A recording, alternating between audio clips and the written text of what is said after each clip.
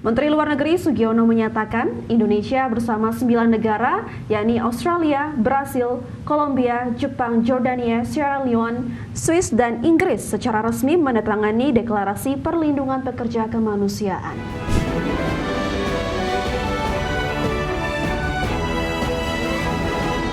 Menteri Luar Negeri Sugiono menandatangani Deklarasi Perlindungan Pekerja Kemanusiaan di Markas Besar Perserikatan Bangsa-Bangsa atau PBB. Indonesia yang hadir dalam agenda Pekan Pertemuan Tingkat Tinggi Sidang Majelis Umum PBB yang ke-80 di New York, Amerika Serikat, turut serta dalam Deklarasi Perlindungan Terhadap Pekerja Kemanusiaan atau Humanitarian Personnel.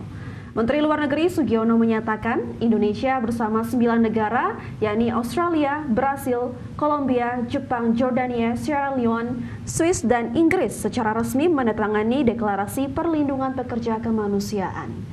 Deklarasi ini menjadi momentum yang menegaskan bagaimana dunia harus memastikan adanya keselamatan dari para pekerja kemanusiaan, diantaranya tenaga medis, relawan yang memberikan bantuan logistik, hingga yang mengelola lokasi-lokasi pengungsian di negara-negara konflik. Who gave their lives in the service of humanity. Their sacrifice reminds us that humanitarian work is not only noble, but also perilous. It calls upon us to reaffirm our collective responsibility to protect those who protect humanity and to uphold and respect international law.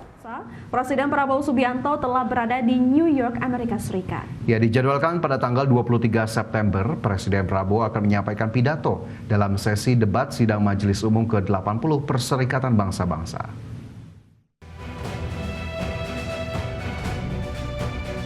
Tahun 2025 ini, Indonesia hadir dalam sidang umum ke-80 Perserikatan Bangsa-Bangsa di New York, Amerika Serikat.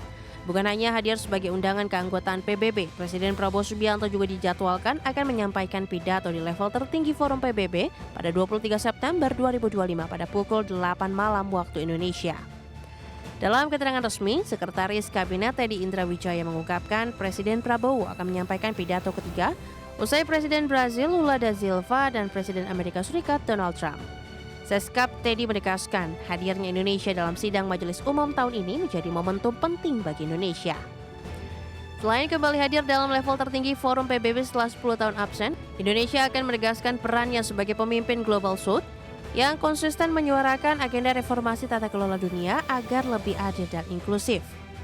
Selain itu, Presiden Prabowo juga diagendakan melakukan pertemuan bilateral dengan sejumlah pimpinan dunia.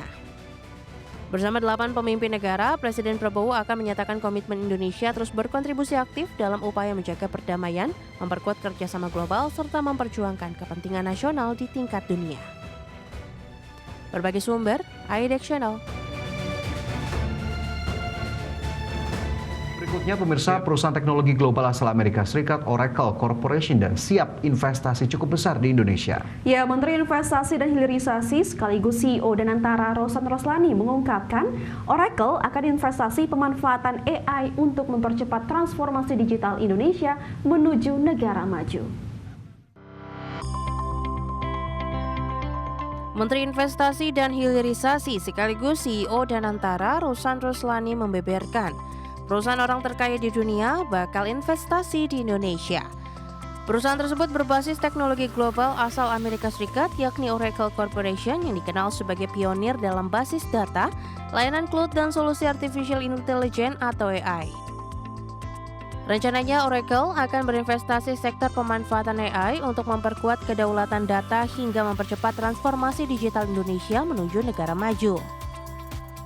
Rosan menyebut Oracle Corporation bersedia investasi dalam jumlah yang cukup besar.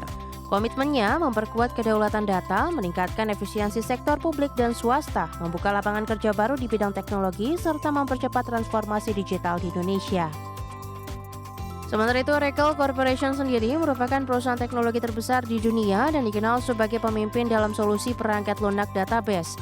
Hingga kini, perusahaan yang didirikan Larry Ellison tahun 1977 ini memiliki sejumlah bisnis utama antara lain database dan middleware, cloud infrastructure, enterprise software, dan perangkat keras atau hardware, serta layanan konsultasi dan support. Larry Ellison sendiri tercatat sebagai salah satu orang terkaya di dunia dengan kekayaan mencapai 383,2 miliar dolar Amerika atau setara 6,3 kuadriliun rupiah. Dari Jakarta, tim liputan iDex Channel.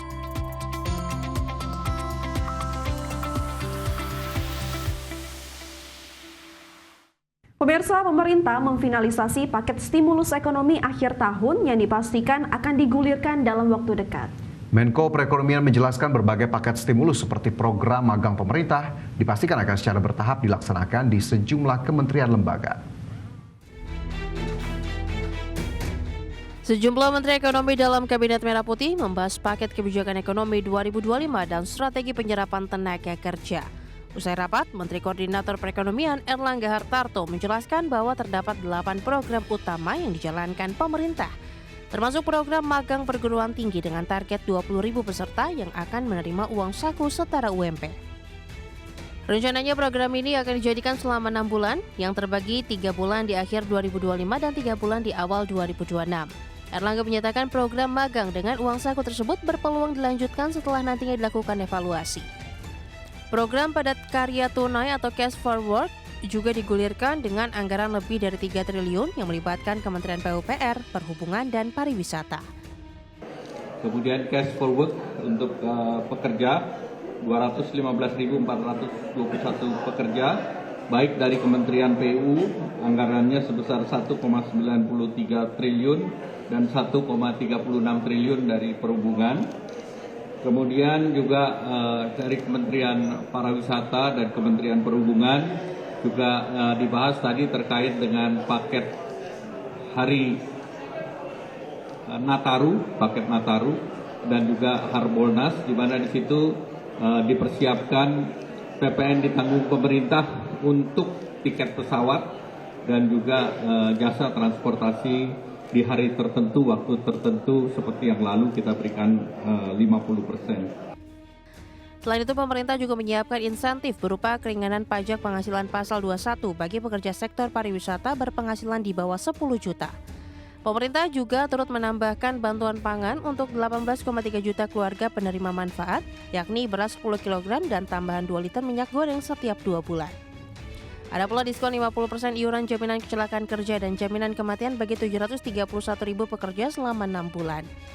Dari Jakarta, Rajo Patmo, iDex Channel.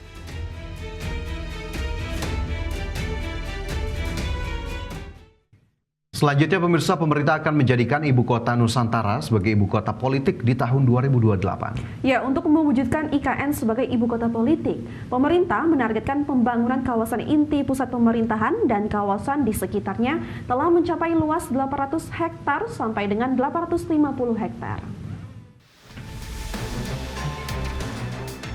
Presiden Prabowo Subianto telah menerbitkan Peraturan Presiden Nomor 79 Tahun 2025 tentang pemutahiran rencana kerja pemerintah tahun 2025.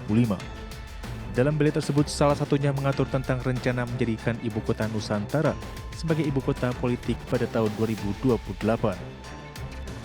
Dalam Perpres tersebut dijelaskan untuk mewujudkan IKN sebagai ibu kota politik, pemerintah menargetkan pembangunan kawasan inti pusat pemerintahan dan kawasan di sekitarnya telah mencapai luas 800 hektar sampai 850 hektar. Pemerintah juga menargetkan persentase pembangunan gedung perkantoran di IKN telah mencapai 20%. Pembangunan hunian atau rumah tangga layak, terjangkau, dan berkelanjutan mencapai 50%. Cakupan ketersediaan sarana prasarana dasar mencapai 50% dan indeks aksesibilitas dan konektivitas menjadi 0,74%. Pemerintah menegaskan terselenggaranya pemindahan dan penyelenggaraan pemerintahan di IKN tergambar pada jumlah pemindahan dan atau penugasan aparatur sipil negara mencapai 1.700 sampai 4.100 orang dan cakupan layanan kota cerdas mencapai 25%. Sebelumnya, Otorita Ibu Kota Nusantara melaporkan pemindahan aparatur sipil negara ke Ibu Kota Nusantara terlihat paling banyak diisi oleh pegawai OIKN. Para aparatur sipil negara tersebut telah mengisi tower hunian ASN yang selama ini telah dibangun. Otorita IKN memastikan proses pemindahan ASN akan terus berlanjut sesuai rencana strategis yang telah disusun pemerintah. Dari Jakarta, tim liputan iDex Channel.